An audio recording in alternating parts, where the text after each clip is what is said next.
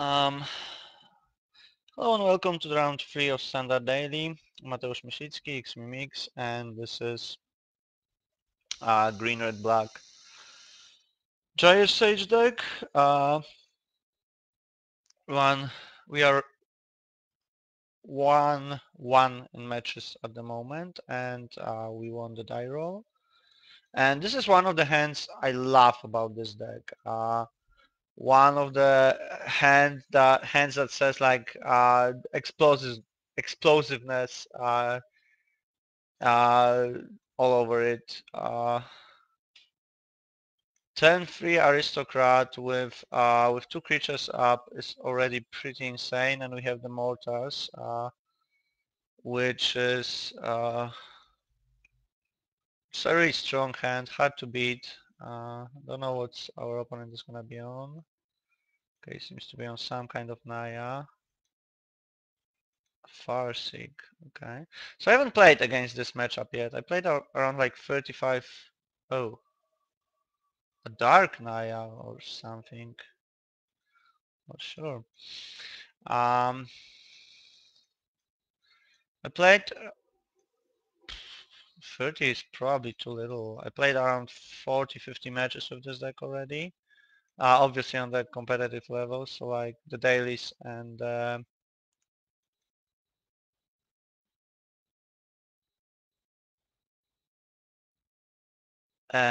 PTQ and the Premier events. I think that's over 50 right now, and I haven't met Naya once. I tried Naya for a long time, and this deck just made me miserable. Wait, what? Oh, so it's a human reanimator deck. Okay. Haven't seen this in ages. So this is a deck that was very popular at the start of the Gate Crash standard and at the finish of like the solely Return to Ravnica one. It's gonna try to dump a bunch of humans and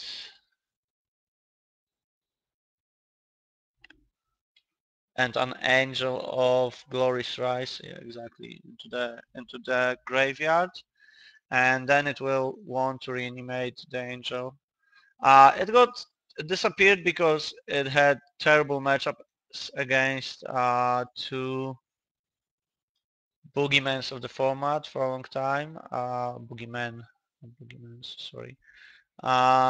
It doesn't have any game against Blitz or Junk. It's too slow against Blitz, and Junk just has a better late game strategy. So I think we're winning next turn. Nah, he's gonna be left on one. That's quite unfortunate. So he might even win this game if he happens to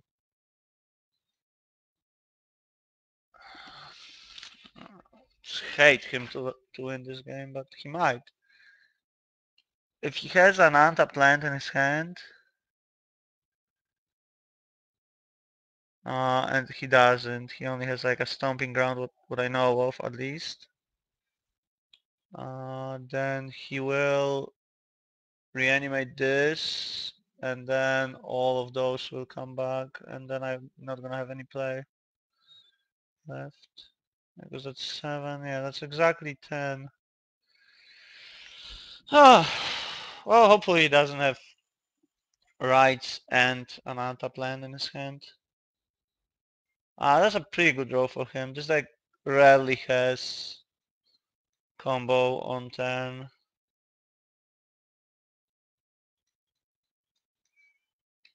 On turn 5. So let's see if he has it. He doesn't. Okay, that's fine. So that's the stomping ground I was talking about. Yeah, so that was very popular, especially it's still apparently popular in like Japan. My friend was there and he said that it was like prevalent on the WMCQs. But it isn't played anywhere else. You saw how soft it is to aggro. It doesn't do too much to stop the aggro. Okay, so what do I side in?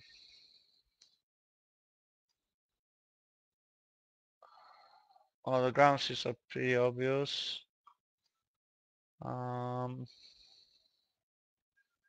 This deck might be a problem for me actually. I'm not that quick with my deck. I might be like in this game, but it doesn't happen that much.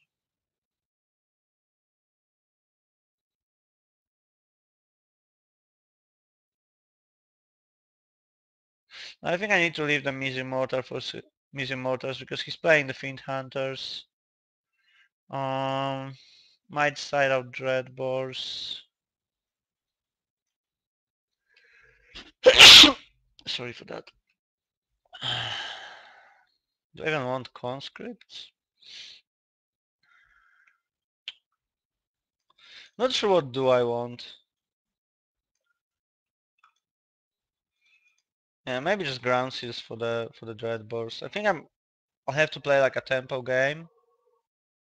Uh,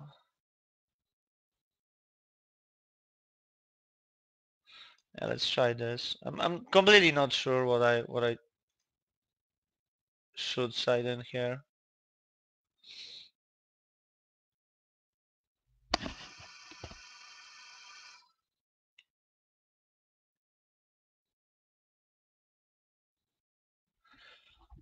Obviously got a very strong draw game one, like I was saying, but I think he was actually on the verge of casting this. Okay, so we got the ground seal at least. Hand is very slow, but he can't combo with that. Oh, I mean, he can. He might have like you, and he probably will have like abrupt decays. Although they're not very good against me in general, but that card obviously stops him. Yeah, I think I'm not too happy to play against this deck. I mean, it's unstable. I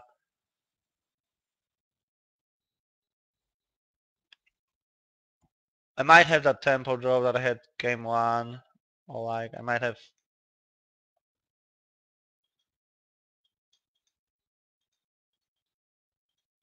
a hate card, but I'm not really an aggro deck, so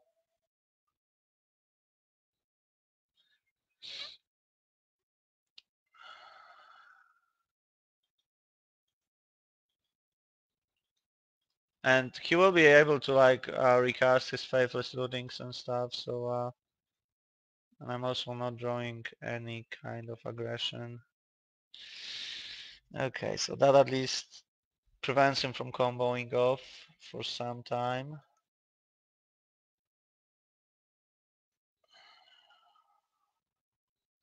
I guess the guy picked the right moment to try this deck. Like, it's pretty good against mid-range. So dodge is the main strategies of mid-range. By just winning with a combo kill. So how it's gonna win? It has a combo kill, this deck. Um,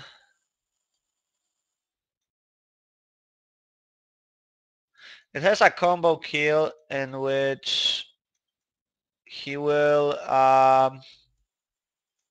don't know if he'd have this combo kill after board, but it's very complicated. So I'm gonna show you this combo kill. So that's my for anyone who doesn't know it, that's my pauper deck, by the way. So he's gonna have a burning tree. I'm me sorry, because I'm not. I think that he's not gonna assemble the combo anyway. If he's gonna win like the other way. So he's gonna have a burning tree emissary. He's gonna have Undercity, I think it's Undercity Informer.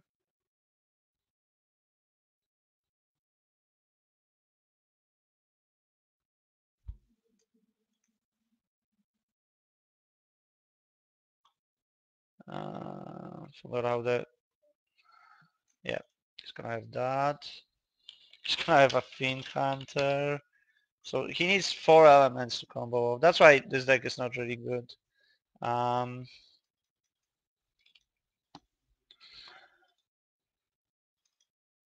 he's gonna have Angel of Serenity. No, not of Serenity, of Glorious Rise. Come on. So what's gonna happen? He needs those 4 elements in the game, and you obviously saw that he's like that he's filling out his graveyard with stuff.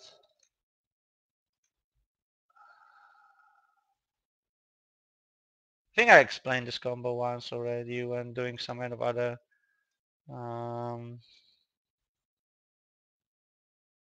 standard thing. It shows that I drew nearly no gate crash, like drafted nearly no gate crash. Okay, so he's gonna have those, he's gonna reanimate this, and then those 3 come back. And this gives him 2 mana. This removes the Angel of Serenity, of Glorious Rise, sorry. And this says sacrifice a creature, target player reveals the cards from the top of his library until he or she reveals a land card. Basically, mills for sack a creature and 1. Okay, I think I'm worried about this.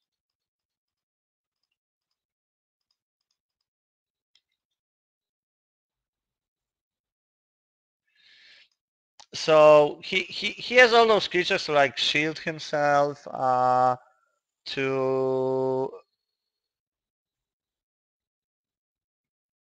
block.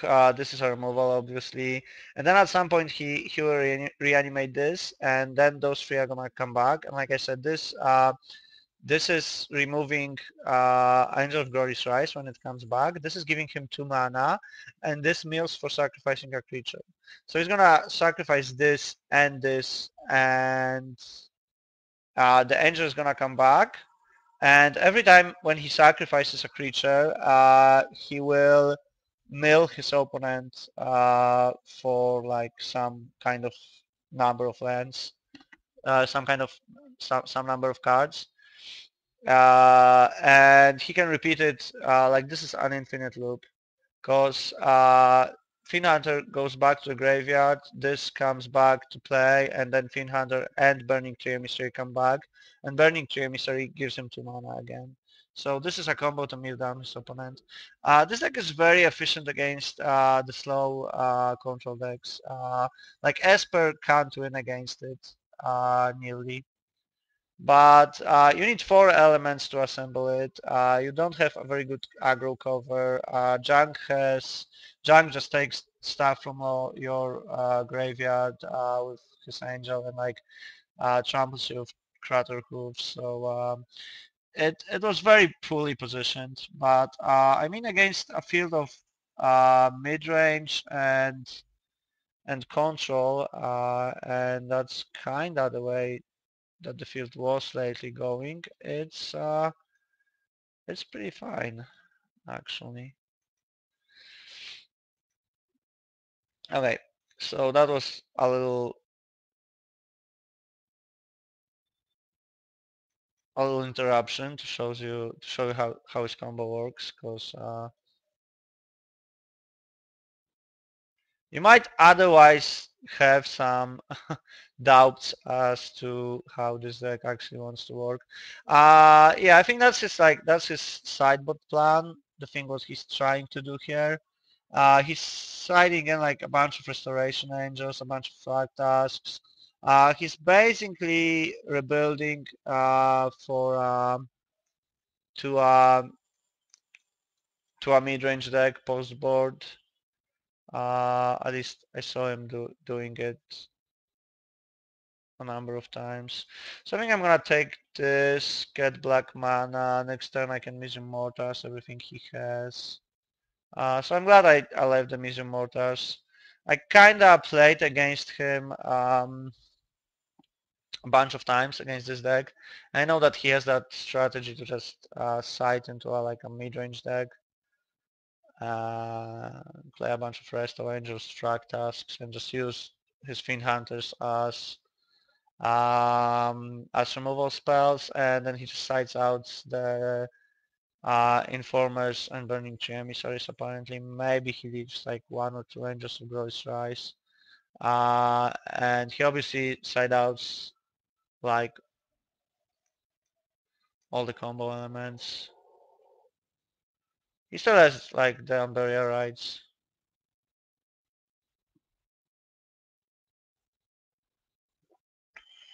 Okay. So he might have Angel of Glorious Rise next turn. And the problem with Ground Seal is it doesn't stop Angel of Glorious Rise. But if I'm gonna cast the Mortars for a lot next turn. So if Angel of Glorious Rise, if I cast the Mortars, he gets back 2 Fiend Hunters and a Handmaster of the Fells. So he's gonna take my table and gain some life. But if I just cast Mortars next turn, I think I should be fine. That's why I basically like Mortars more. I said it in the introduction, but I think this drag task.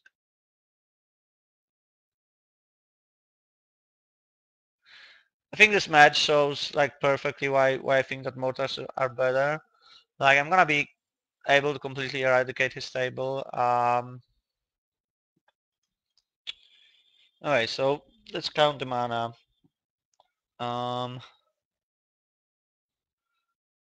Mortars is 6. Then this comes back, and this goes to 3. So if I play this untapped, then I can't get the Aristocrat anyway. But I would have the... I'll have the Rampager thing live. I don't think he has ways to deal with that. But that still doesn't kill him. Yeah, so let's play it tapped. Okay, so we get the Mortars. This also prevents him from any Angel shenanigans, because this has haste.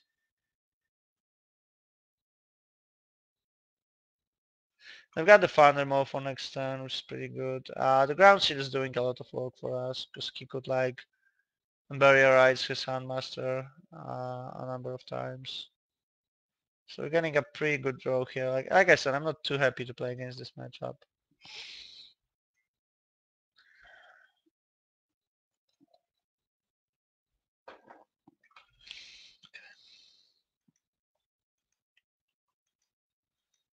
Alright, let's get in there. He might have a Restoration Angel, but I'm fine with losing this guy.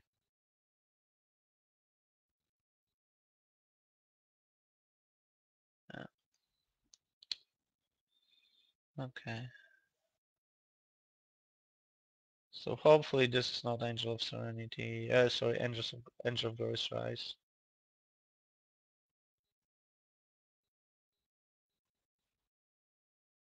He might hit me down to 4.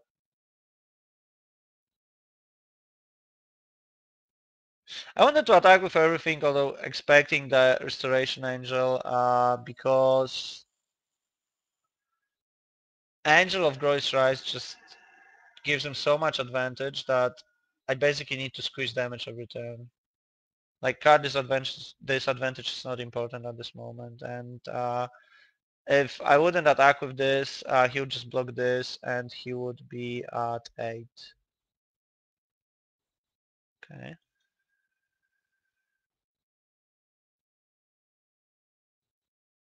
Olivia Voldaren. Well, that's probably game for me. So you can see how good Gyro Sage is in the late game. Even though I regained her like turn 5, it already became a 4-5 thanks to all the Thundermaw Hellkites and like Falconer Aristocrats. It's really a substantial threat at any point. I must say I was a skeptic to it myself, but oh well, I like it a lot. Okay, so we're 2-1 in this. We only lost a